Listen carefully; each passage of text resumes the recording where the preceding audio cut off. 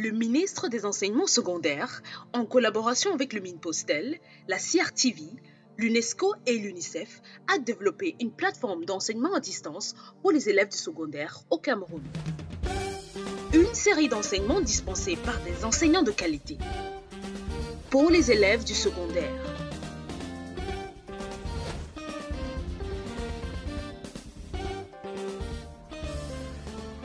Apprendre n'a jamais été aussi simple avec l'enseignement à distance. Une initiative du ministère des Enseignements secondaires sous la supervision du professeur Pauline Nalova-Lyonga en collaboration avec le ministre des Postes et Télécommunications, la CRTV, l'UNESCO et l'UNICEF. Nous introduisons l'enseignement à distance comme une autre méthode d'enseignement et d'apprentissage qui diffère du cadre de classe traditionnel auquel vous êtes tous habitués.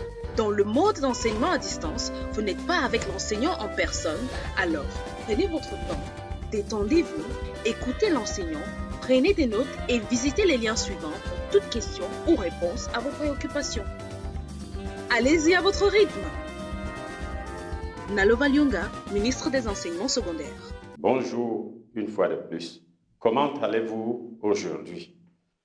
En tout cas, ça va aller pour ceux qui se sentent pas bien. Ça va aller lorsque nous aurons dégusté notre plat intellectuel de ce jour.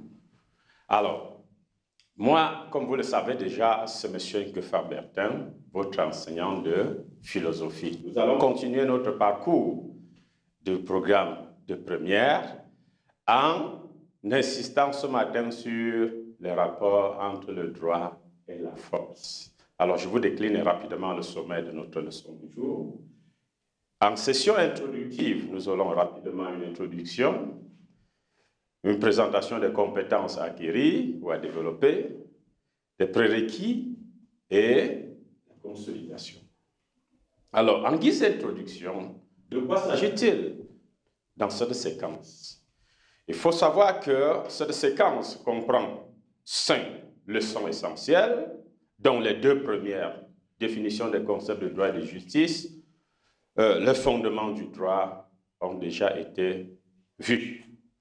Nous parlerons ce matin du rapport entre le droit et la force, mais il y a deux autres leçons qui viendront dans la même continuité, à savoir justice et égalité, et 2 formes de justice à l'idée absolue de justice. Alors, quelles sont les compétences qu'il faut développer après cette séquence? Il s'agit d'abord de développer les concepts de droit et de justice, de saisir leur signification profonde, ainsi que le rapport qui existe entre eux, de saisir leur importance dans la construction du bien vivre ensemble, et surtout de se comporter en citoyen épris des valeurs républicaines et de la cohésion sociale.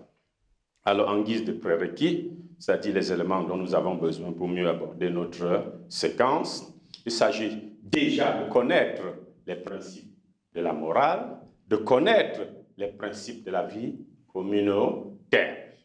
Alors, en guise de consolidation, nous pouvons nous poser simplement la question de savoir les principes moraux suffisent-ils à garantir le vivre ensemble harmonieux?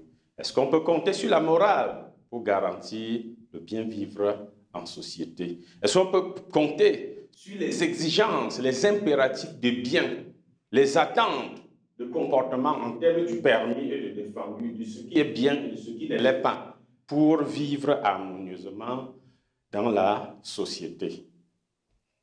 Oui, certains pensent que la morale à elle seule ne suffit pas, parce que même si on parle d'obligation morale, il n'y a pas véritablement de contrainte. La morale vous demande de faire, mais elle n'a aucun moyen de pression pour vous obliger à faire. Vous demande de faire le bien, de ne pas faire le mal. Mais ça n'empêche que les gens refusent de faire le bien ou qu'ils commettent le mal en permanence dans la société. Alors pour corriger cela, certainement, oui, votre camarade pense qu'il faut faire recours aux principes de droit et de justice.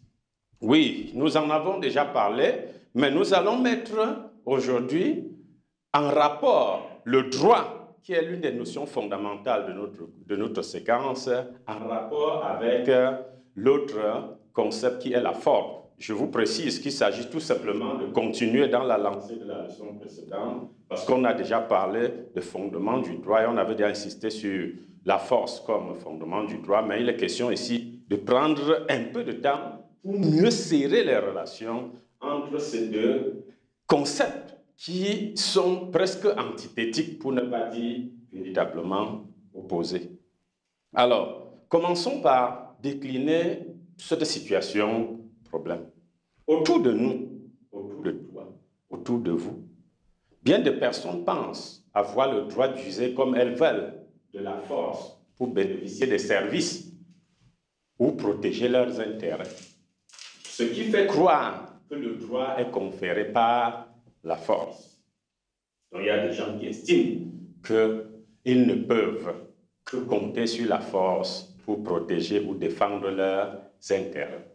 Alors, après avoir présenté cette situation problème, déclinons les compétences qu'il va falloir développer au cours de cette leçon. Cette leçon te permettra d'un, comprendre que le droit ne s'identifie pas à la force. De deux, amener les citoyens à respecter l'ordre établi. Et de trois, s'élever au-dessus de la force brutale et arbitraire dans leur rapport avec les autres. Alors, passons donc à notre problématique. Alors, nous nous posons la question, la force peut-elle fonder le droit sans contradiction? Autrement dit, peut-on faire reposer le droit sur la force sans que celui-ci ne se contredise? Un droit fondé sur la force. On a d'un côté ce qui est droit et de l'autre ce qui relève de la force. Et on sait que la force est très souvent brutale, aveugle, etc. Donc, est-ce qu'on peut véritablement établir un rapport étroit entre ces deux concepts sans qu'il n'y ait de contradiction? Alors, avant de continuer, vérifions d'abord quelques prérequis. Et nous allons nous poser la simple question de savoir pourquoi est-ce que les hommes aiment-ils tant recourir à la force? Pourquoi est-ce que les gens au quotidien aiment toujours utiliser la force? On parle du droit du plus fort. Oui et non de la force du droit. Alors pourquoi est-ce que les gens préfèrent toujours utiliser la force en toutes circonstances? Même parfois là où il suffirait simplement de dire un petit mot gentil pour que le problème soit résolu, mais certains pensent qu'il faut la force. Oui, votre camarade estime que c'est de notre nature. Hein? Quand quelqu'un est fort, une fois, on ne doit pas l'empêcher d'utiliser sa force. C'est bien même. Nous l'avons vu dans le cours précédent que quand on est fort, rien ne nous garantit que nous allons continuer à être le plus fort. Et puis même si nous sommes forts ici, qu'est-ce qui nous rassure que nous serons forts là-bas? Alors, cela nous amène donc à décliner le plan de cette leçon. Nous allons d'abord donner une petite introduction, ensuite montrer que le droit a tendance toujours à se fonder sur la force, c'est ce que nous appelons le droit du plus fort. Après quoi, nous allons essayer de mettre en exergue les rapports d'opposition qui existent entre le droit et la force. Bien évidemment, au-delà de cette opposition, nous allons essayer de voir s'il n'est pas possible d'établir certaines complémentarités, ce sera le troisième moment, une certaine complémentarité entre le droit et la force. Et nous achèverons comme d'habitude par quelque chose à retenir, un certain nombre de citations utiles et des questions d'évaluation. Alors en guise d'introduction, nous disons qu'il s'agit ici d'établir le rapport entre le droit et la force. Donc, le problème est celui du rapport entre le droit et la force. Commençons donc par le premier élément, ce qu'on appelle le droit du plus fort. Le droit du plus fort. Oui, quand je dis comme ça, les gens qui sont costauds là, dans les quartiers, ils se sentent regaillardis. C'est vrai. Oui, oui, je suis le plus fort, donc vous devez m'écouter. C'est vrai. Ok, donc, on constate bien par là que les gens ont habituellement tendance à croire que l'étendue de leur force définit l'étendue de leur droit. Autrement dit, j'ai des droits aussi loin que j'ai la force. Très bien. On appelle cela, il s'agit ici de revendiquer un droit fondé sur la force. Et cela tient à quoi? Nous l'avons dit la dernière fois, à l'efficacité même de la force. C'est-à-dire que très souvent, la violence est efficace. Pour dire simplement, ça marche, ça réussit, ça me procure des avantages. Alors pourquoi ne pas compter sur ce qui me donne des avantages? La force le fait. On a vu la force physique. Je suis colosse, j'ai des muscles. Et donc, je peux terrasser n'importe qui au quartier. Alors, je peux me prévaloir d'être l'homme le plus heureux, l'homme le plus grand, dont la force est efficace. On voit là cette tendance à vulgariser ce qu'on appelle la loi du plus fort. D'ailleurs, il y a ce philosophe allemand que nous avons cité la dernière fois, savoir Max Stirner, qui nous fait comprendre que ce que tu as la force d'être, tu as aussi le droit de l'être. Donc, il ne faut pas se priver d'utiliser la force pour défendre les intérêts. Non, c'est les lâches qui refusent d'utiliser la force. C'est les incapables qui ne veulent pas utiliser la force parce qu'ils ne peuvent pas, ils en fait, ne l'ont même pas du tout. Donc, c'est par faiblesse, par lâcheté, par incapacité. Donc, Marcine nous le dit dans un ouvrage intitulé « L'unique et sa propriété ». Le titre devrait vous intéresser. L'unique et sa propriété. Je suis le seul et tout m'appartient aussi longtemps que j'ai la force. On voit donc par là qu'il se dessine une certaine confusion entre ce qu'on appelle le droit du plus fort et la force du droit et le droit de la force. J'ai la force, le droit de mon côté quand j'ai la force. Alors maintenant, qu'est-ce qu'on observe? Spinoza nous dit que dans l'eau, tous les poissons ont le droit de nager, mais les gros poissons ont le droit de manger les plus petits. Cela signifie que moi, je suis gros, je suis fort, alors légitimement, il n'y a pas de raison que je mette en valeur ma force pour avoir droit aux avantages, même parfois ceux qui ne devraient pas me revenir. C'est ça la puissance, dit Spinoza. Il est intéressant ce monsieur, et d'ailleurs, je vous le rappelle encore l'une de ses citations, il nous dit le droit de chaque individu s'étend jusqu'où va sa puissance. Ah mais ça c'est très intéressant. Si je peux régner dans tout un quartier, ça veut dire que j'ai mon droit sur tout ce quartier. Si je peux régner sur toute une république, ça veut dire que j'ai mon droit sur toute cette république. Donc cette confusion, c'est très intéressant. Mais alors posons-nous la question. Si on devrait reposer le droit sur la force, on a esquissé des éléments de la fois dernière, mais allons attentivement. Qu'est-ce qu'on constate? Fonder le droit sur la force. Il y a risque d'anarchie. Si on doit laisser prévaloir la loi du plus fort, alors la question c'est, qui est le plus fort? Si chacun doit faire prévaloir sa force, c'est le libertinage, c'est le laisser aller. Or, dans cette situation-là, la force a besoin d'être recadrée. Et très souvent, on fait recours à la loi. Quand j'ai fini de dire cela, je voulais vous rappeler ce monsieur qui s'appelle Lamennais, qui nous dit que entre le fort et le faible, c'est la liberté qui allie. La loi libère. Donc si on doit laisser chacun fait ce qu'il veut, on va constater que les forts seront toujours, les faibles seront toujours en difficulté face aux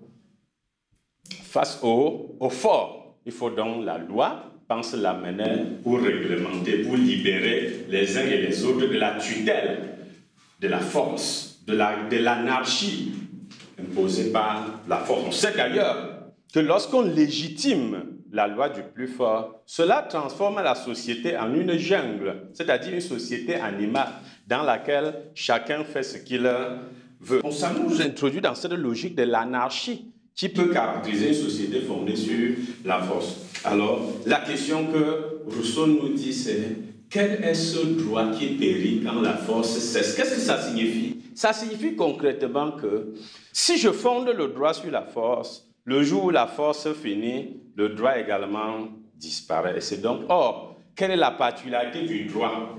C'est que le droit est censé être stable, c'est-à-dire le même droit en toutes circonstances, alors que la force est instable, c'est-à-dire qu'elle change, elle varie, elle se modifie. Et le plus fort ici, arrivé là-bas, devient l'un des derniers. Vous voyez ce qu'on appelle les street fighters, c'est-à-dire les combats de rue.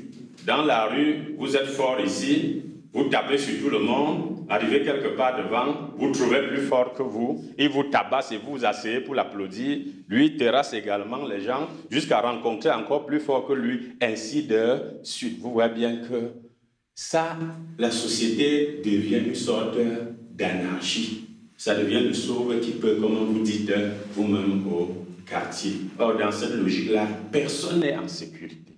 Donc la loi du plus fort nous introduit dans une société d'insécurité, d'instabilité permanente. Le droit, la force est précaire. Aujourd'hui fort, demain faible. Je suis le plus fort aujourd'hui. Il suffit que je chipe une mauvaise maladie qui me donne la diarrhée pendant 3 jours.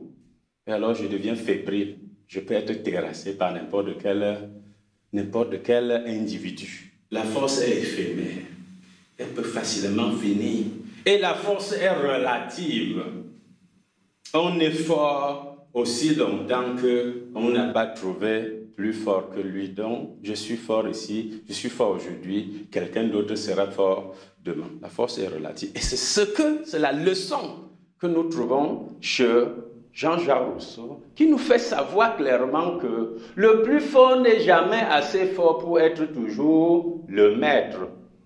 Je peux m'arrêter là, mais je peux continuer la citation. Il dit « S'il ne transforme sa force en droit et l'obéissance en devoir », en tout cas, Rousseau conclut « Force ne fait pas droit ».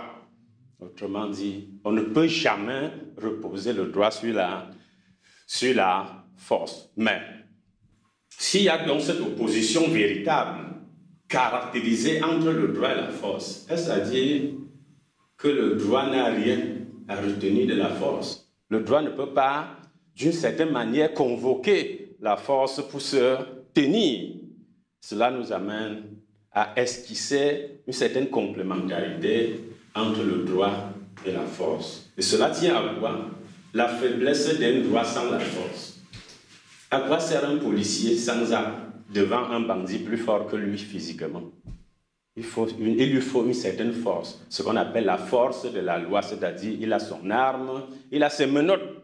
Alors s'il dit au bandit, arrête-toi, le bandit peut quand même avoir peur de l'arme, etc. Mais s'il dit, oh, arrête-toi, le bandit est même capable de venir le gifler avant de partir. Ça signifie que le droit seul ne suffit pas. Il a besoin certainement d'être appuyé par une certaine force. Donc, faiblesse du droit sans la force. Mais le deuxième élément, c'est quoi? Il faut éviter d'abuser de la force. Une force qui n'est pas cadrée par le droit risque de devenir aveugle, anarchique et incontrôlable. D'où donc la nécessité d'une certaine...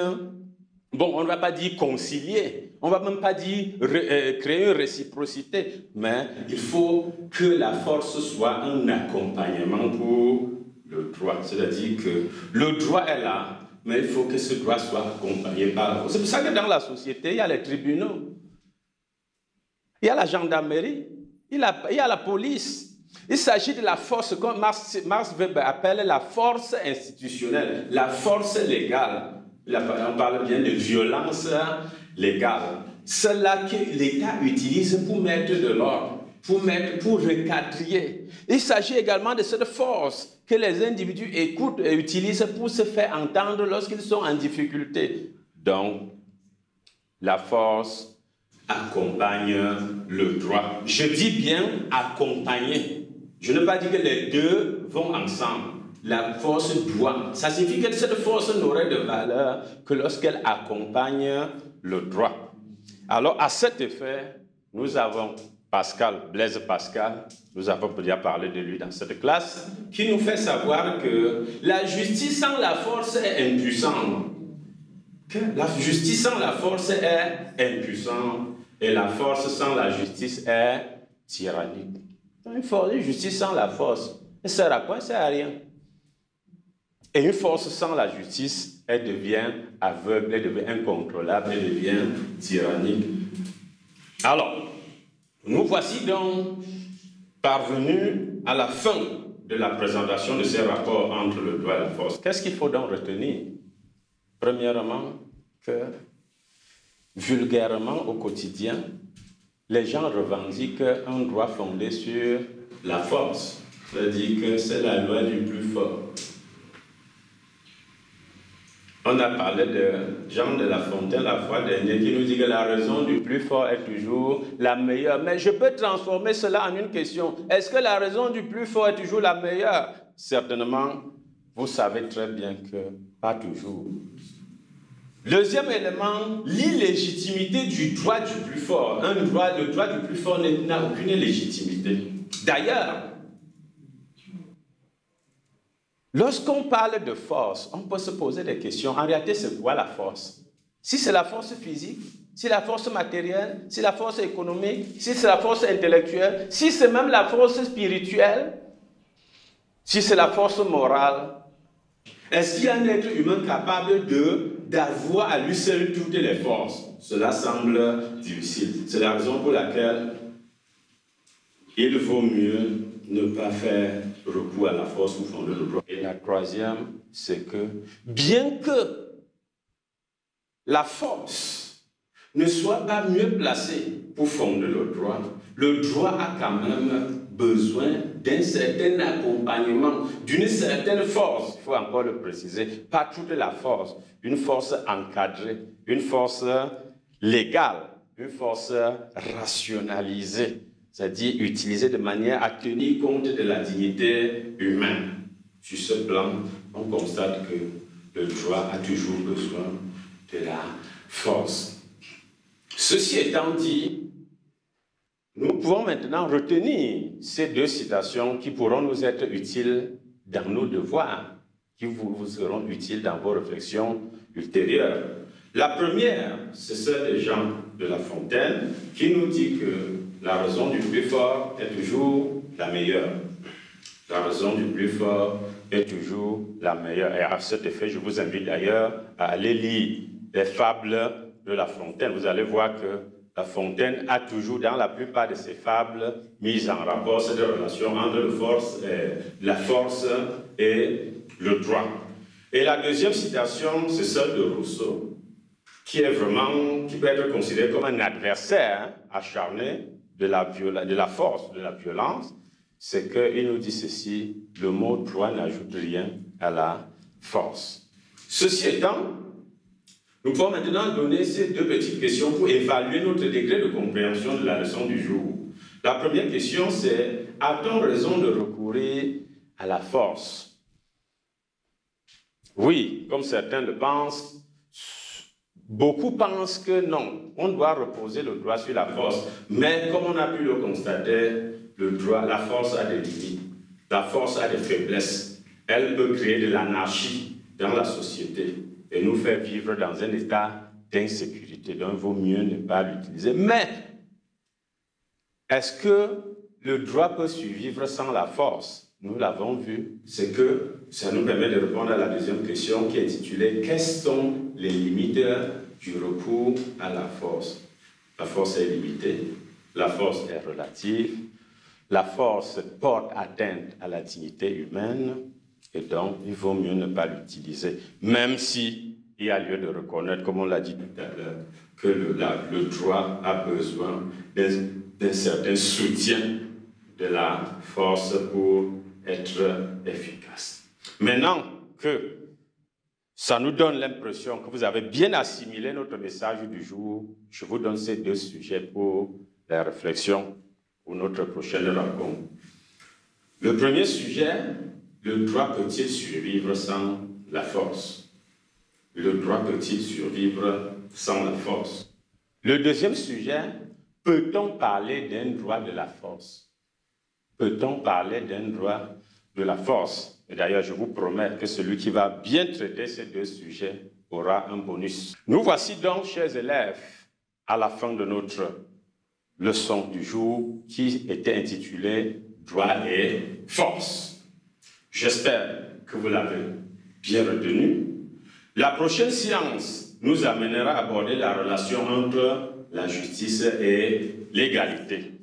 Pour ceux qui sont des férus de l'Internet, vous pouvez déjà aller consulter des sites, aller sur Google, philagora.org, vous pouvez déjà fouiller ce qu'on appelle la justice, ce qu'on appelle l'égalité, essayer de voir les relations pour qu'on puisse mieux discuter la prochaine fois.